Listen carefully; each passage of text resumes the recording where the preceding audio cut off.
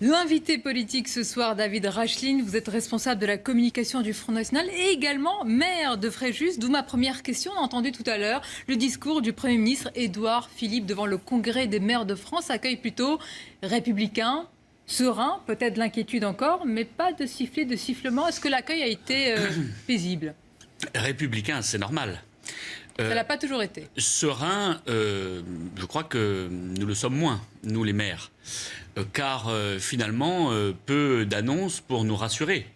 La réalité, c'est que la dynamique de baisse des dotations va rester en place, même si ça portera un autre nom, même si les conditions remplies par les communes seront précisées ultérieurement. On parle aujourd'hui du contrat d'objectif, on parle aujourd'hui et on explique aux maires en fait que s'ils s'endettent un petit peu, s'ils investissent trop, eh bien les dotations continueront à baisser. C'est un signal qui m'apparaît dangereux vis-à-vis de communes qui ont besoin au contraire du soutien de l'État, qui ont besoin au contraire de redémarrer après une période extrêmement difficile pour elle. Mais l'exécutif cherche apparemment à déminer cette grogne ou cette inquiétude. Emmanuel Macron pourrait faire jeudi quelques annonces, en tous les cas apporter quelques inflexions.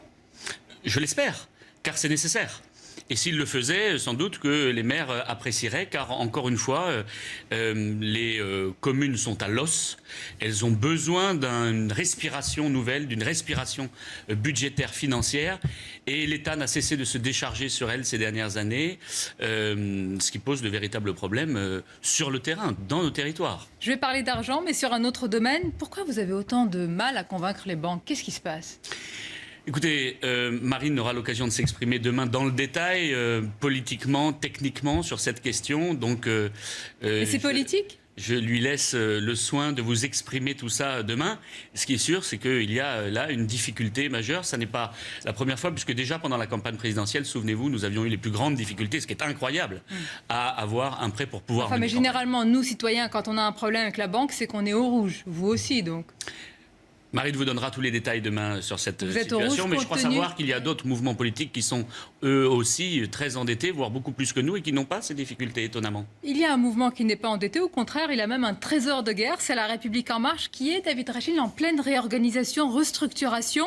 Et vous, d'ailleurs, au Front National, vous êtes également en pleine refondation. C'est le moment aussi d'une introspection, selon vous. Si vous deviez répondre vraiment en un mot, en une phrase, quelle a été ou quelle est votre plus grosse faiblesse au sein du Front National ?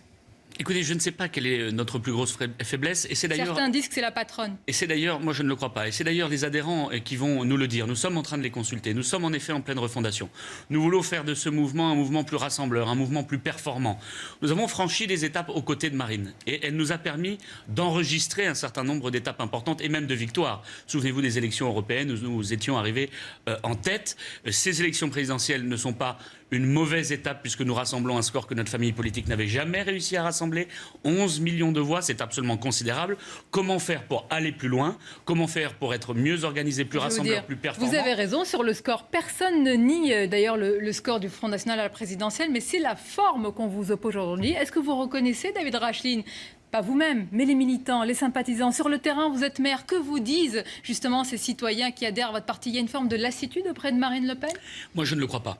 Je crois que tout le vous, monde... mais que vous disent-ils? C'est différent. Tout le monde constate bien, mais y compris sur le terrain, on constate bien qu'aujourd'hui, c'est Marine qui est celle qui peut mettre en œuvre cette refondation, c'est elle qui peut mettre en œuvre, c'est elle qui doit mettre en œuvre ces réformes qui doivent nous permettre en effet de rassembler plus largement. Alors elle va le faire, accompagner des adhérents, elle est en tournée dans toute la France en ce moment, elle va à la rencontre de nos cadres, à la rencontre de nos adhérents pour les écouter précisément et pour mettre en œuvre, oui, ces petites amodiations, ces changements, ces réformes qui doivent nous permettre d'être plus efficaces. En même temps, il n'y a personne face à elle. Vous avez un congrès prochainement en mars et aucun candidat ou candidate face à Marine Le Pen. C'est assez particulier. Il n'y a pas de concurrence, d'émulation, il n'y a pas d'ambition dans votre parti? Ça viendra peut-être dans les années à venir, on ne sait pas. Je me souviens d'un congrès récent où Bruno Gollnisch était candidat face à elle. Elle avait emporté Elle a eu très brillamment... peur, d'ailleurs, paraît-il, de Bruno Gollnisch. Elle avait remporté brillamment cette élection.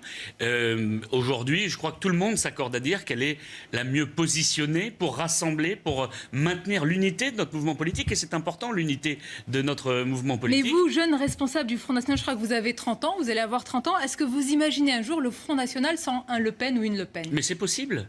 Bien sûr que c'est possible, parce qu'il y aura d'autres congrès, parce que nous allons continuer à avancer. Peut-être que ce mouvement, d'ailleurs, aura changé de C'est possible nom. ou souhaitable? Peut-être qu'il aura changé de nom d'ici là. En tout cas, moi, je le souhaite. Et sur le questionnaire, je mettrai oui à cette question du changement de nom. Je crois que ce serait une belle évolution. Mais oui, c'est parfaitement possible. Mais prenons les choses comme elles viennent. Aujourd'hui, Marine est là. Elle a rassemblé 11 millions d'électeurs. Et c'est elle qui doit mener ces réformes. Et c'est elle qui doit nous mener vers d'autres victoires. Il y a des élections importantes qui arrivent. Des élections européennes, des élections municipales. Vous en parlez beaucoup, c'est vrai. Vous allez nous dire quelle est enfin, peut-être que vous avez la réponse, parce que vous avez posé la question à vos militants. Vous leur avez demandé ce qu'ils pensaient du thème de la sortie de l'euro. Est-ce que vous attendez d'eux pour savoir ce que vous allez mettre dans votre programme pour la suite? Non, pas exactement. On leur pose la question de savoir si quel sujet doit être prioritaire. Qu'est-ce qui leur tient le plus à cœur? Et je crois que c'est important, en effet, de savoir ce qui leur tient le plus à cœur. Est-ce que la sortie de l'euro vous tient à cœur, oui, David Rachid? Très honnêtement, nous avons fait un séminaire il y a assez peu de temps. Nous avons dit que l'objectif de la souveraineté monétaire restait intact, mais qu'il était déplacé dans le temps, peut-être en fin de mandat, par exemple. Mais je note, vous me dites souveraineté monétaire, pas sortie de l'euro. Oui, parce que ça peut être une nouvelle monnaie que nous appelons de nos voeux. Pourquoi nous disons ça? Parce qu'on peut faire beaucoup de choses avant cela. On peut rétablir les frontières immédiatement, nos frontières commerciales, pour faire du patriotisme économique. On peut sortir de l'espace Schengen pour protéger notre pays face à l'immigration massive et incontrôlée. On peut faire beaucoup de choses, prendre beaucoup d'initiatives avant de lever la problématique de la monnaie. On va poursuivre notre entretien. 3 questions. François Dorcival des Voix de l'Info. Vous avez beaucoup dit que vous deviez être plus rassembleur.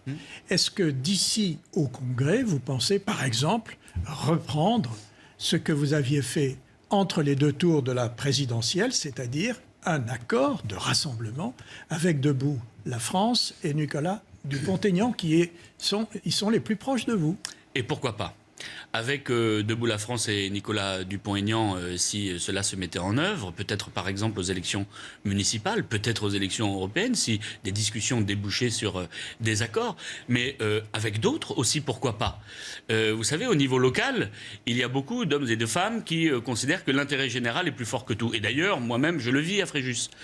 Une conseillère municipale, des Républicains m'a rejoint pour participer avec moi à l'action que je mène au quotidien. Vous nous dites, David Rachid, que vous êtes capable de contourner Laurent Wauquiez au niveau local, sur le maillage territorial? Mais vous savez, je crois que la dame en question, Lydia Rigaille, n'a pas demandé l'autorisation à M. Wauquiez pour savoir si la politique que je menais à Fréjus était une bonne politique. Elle ne restera pas longtemps peut-être au sein du parti alors. Peut-être. Toujours est-il que sur le terrain, dans nos communes, dans nos territoires, il y a des alliances qui peuvent se créer en effet en vue des élections municipales ou d'ores et déjà dans les conseils municipaux pour mettre en œuvre une politique d'intérêt général et qui apparaît satisfaisante pour tous. Je ne le pense pas, parce que manifestement, M. Wauquiez est insincère. On y reviendra peut-être. Mais il n'en reste pas moins que, oui, il y a des ponts qui se créent, particulièrement au niveau local, et ces ponts, ils doivent continuer à se développer. La question d'Anne-Claire Ruel. Vous parlez d'être rassembleur, vous l'avez évoqué plusieurs fois. D'ailleurs, dans les éléments de langage que vous distillez un peu partout, vous parlez des amoureux de la France, donc c'est aussi un appel du pied, d'une certaine façon, à Dupont-Aignan. Vous, personnellement, vous êtes directeur de la communication du Front National. Vous êtes un jeune élu. Je ne crois pas que ce soit un emploi fictif. Non.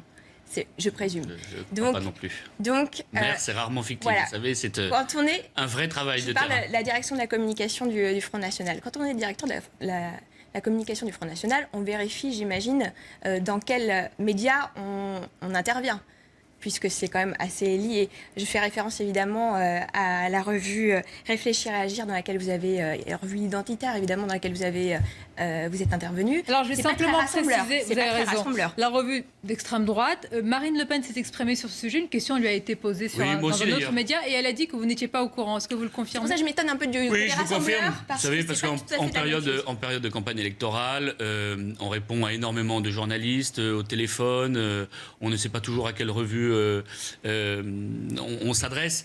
La réalité, c'est qu'il faut lire ce que j'ai indiqué dedans, ce que j'ai dit. C'est mon propos qui est probablement intéressant. Et dans mon propos, vous ne verrez rien de répréhensible, car je suis profondément républicain et je crois n'avoir jamais eu de propos qu'on puisse me reprocher. Une erreur sur Mais le support. Je vais même vous dire sur plus. le support, vous admettez une Je vais erreur. même vous dire plus, mais je l'ai dit. Je l'ai dit, évidemment. Mais voilà, si j'avais su plus précisément ce qu'il en retournait, évidemment que je ne me serais pas permis de faire cette interview. Mais quand je réponds à un journaliste dans ma région de la Marseillaise, qui est un journal communiste, je n'adhère pas pour autant aux thèses que défend le journal La Marseillaise, vous comprenez. Quand je parle avec l'Humanité ou même avec Le Monde, je n'adhère pas à la ligne éditoriale. On va pas comparer Le Monde à et Réfléchir et Agir. Non, mais ils ont chacun leur ligne éditoriale. Ça n'est pas du tout la même, nous sommes d'accord. Et pour autant, je ne deviens pas pour autant fan ou je ne suis pas converti à la ligne éditoriale de l'Humanité.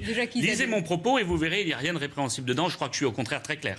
Deux petites questions très perso. La première, c'est, je crois que vous avez des origines ukrainiennes. C'est vrai. Lorsque Marine Le Pen fait bisous-caresses avec Vladimir Poutine, est-ce que quelque part ça vous révolte? Et deuxième question, vous êtes l'ancien président des jeunes du Front National.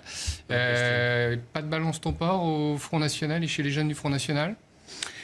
Écoutez, pour votre première question, non, je ne suis pas du tout choqué par cela, parce que, quelles que soient mes origines, je suis évidemment français d'abord. Oui, moi aussi, je ne suis pas italien, je suis aussi français, mais ça vous charge quelque part? Et je regarde la politique étrangère et la diplomatie avec l'œil, évidemment, d'un Français et de la France. Et je crois utile que la France, que les responsables publics français s'adressent à l'ensemble des nations du monde, parce que c'est le rôle historique de la France que de parler aux nations du monde, y compris celles avec lesquelles on peut avoir évidemment des désaccords. Parce qu'on peut ne pas être d'accord sur tout avec M. Poutine, il n'en reste pas moins qu'il a un rôle essentiel aujourd'hui.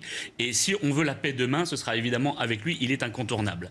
Je n'ai pas eu, oui dire, d'affaires de ce type, non, au Front National de la Jeunesse.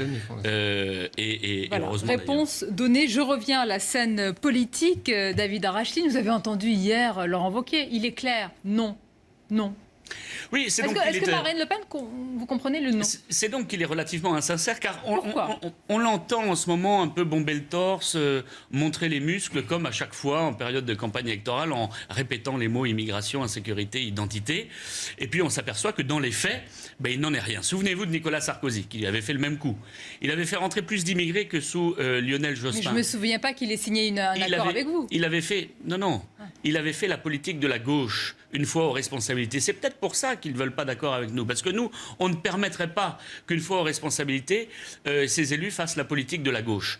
Alors, je crois que ce sont des mots de campagne, mais qui ne correspondent pas à une réalité politique, une réalité de conviction profonde, à laquelle sont pourtant attachés un certain nombre de ces électeurs. Vous lui posez alors 3 ou 4 fois la question quand il veut répondre, 3 ou 4 fois non pour l'Alliance. C'est ça qui est assez frappant dans le débat. On n'avait pas posé plusieurs fois la question. Marine l'a fait de manière un petit peu officielle, mais pour qu'il se positionne, pour qu'il nous dise enfin si vraiment, donc là, c'est clair. Si vraiment sa position était sincère, alors on pourrait envisager un certain nombre de choses ensemble. On sait maintenant qu'il est insincère, que ce sont des propos de tribune, des propos de campagne, qu'il n'y a pas de réalité derrière. Et donc, je crains que ses partisans, ou en tout cas les électeurs qui pourraient lui faire confiance, soient très déçus. S'ils veulent que cela change véritablement, s'ils veulent qu'une politique sérieuse dans le domaine de l'immigration, dans le domaine de la sécurité, de l'identité de l'Union européenne, de notre souveraineté, soit menée à bien, alors c'est aux côtés de Marine qu'il faut venir se rassembler. François Dorcival, Anne-Claire Ruel et Est-ce que vous admettez que c'est tout de même la première fois que Marine Le Pen s'adresse à un futur président du Parti des Républicains pour lui dire « Est-ce que vous voulez qu'on fasse quelque chose ensemble ?» C'est la première fois. Mais c'est positif. Ah non, mais je ne dis pas que ce ne soit pas positif. Regardez je ce que dis nous c'est avons la première fois. Oui. Or, elle parle plus. Elle parle plus de Dupont-Aignan dont je parlais tout à l'heure. Non, mais parce que les discussions sont régulières et l'alliance a déjà eu lieu avec lui. On n'en a pas parlé, mais il y a eu une étape formidable pendant ce second tour de l'élection présidentielle. Oui. Il y a eu un accord avec un candidat qui est venu à notre soutien. Un candidat, pas un petit candidat, un candidat qui représentait des millions d'électeurs et qui est venu au soutien de la candidature de Marine parce que la candidature de M. Macron lui apparaissait dangereuse. Ces cas-là qui se sont faits à haut niveau auront lieu demain sans doute dans énormément de territoires aux élections locales, dans énormément de territoires aux élections municipales et je crois que c'est une étape supplémentaire importante. qu'il faut mettre au crédit de Marine, David Rachlin. qui nous a permis cette étape. Juste encore une question, parce que sur les réseaux sociaux, la question vous est posée. On a envie de savoir aussi quel est l'état, certains peut-être aussi militants, sympathisants, l'état financier de votre parti. Je reviens encore un mot sur la Société Générale. Est-ce que vous confirmez qu'il n'y a pas de dette ? Je ne parle pas du problème politique. Est-ce que vous confirmez qu'il n'y a pas de dette au Front National ? Alors pour le coup, il faut vraiment que vous vous adressiez à notre Vous n'avez pas les trésorier. relevés bancaires ? Je n'ai pas de relevé bancaire et je Pour vous, n'ai c'est un pas la problème situation politique. précise. Nous avons des rentrées, des dépenses aussi, évidemment. Probablement un petit peu moins d'entrées que par le passé, puisque nous avons fait un score en termes de voix un petit peu inférieur à la dernière élection législative. Mais je crois que notre trésorier s'exprimera sur ces sujets bien. Mais là, a proposé une banque de la démocratie dans son première version du projet de loi moralisation. Vous pourriez soutenir la proposition de François Bayrou ? Ce qui est sûr, c'est qu'à un moment donné, peut-être que l'État devra venir... La proposition de François Bayrou, vous pourriez la soutenir si jamais... Je ne sais pas, encore une fois, Marine s'exprimera demain sur ces sujets, mais ce qui est sûr, c'est que l'État devra agir pour que la démocratie ne soit pas confisquée. Mais vous confirmez de que cette ce ne serait pas à cause d'un problème de dette que la Société Générale vous demande de fermer vos comptes ? Je ne confirme rien, je laisse Marine s'exprimer sur le sujet demain. Merci à vous, David Rachlin. Merci d'avoir été notre invité politique. Avec plaisir. Merci aux Voix de l'Info, Jackie Isabello, Anne-Claire Ruel et François Dorcival. Merci à vous. Merci de votre fidélité sur CNews. Restez avec nous. À suivre, c'est Laurence Ferrari avec l'émission Punchline et vos débats des Voix de l'Info diffusés ce soir à 21h. Belle soirée à vous.